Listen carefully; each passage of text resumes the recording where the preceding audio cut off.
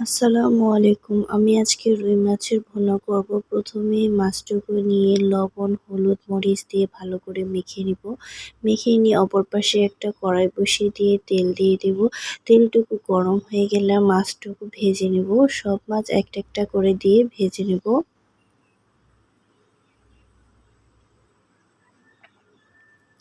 ভেজে নেওয়া গেলে সব মাছ তুলে নেব। নিয়ে ওই একই তেলের ভেতরে পেঁয়াজ কুচি দিয়ে দেব।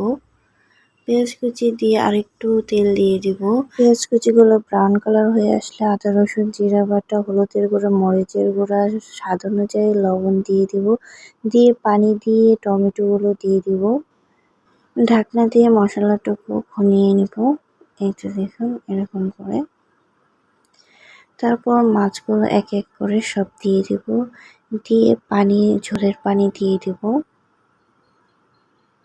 তারপর ভুনা ভুনা হয়ে আসলে নামিয়ে নিব।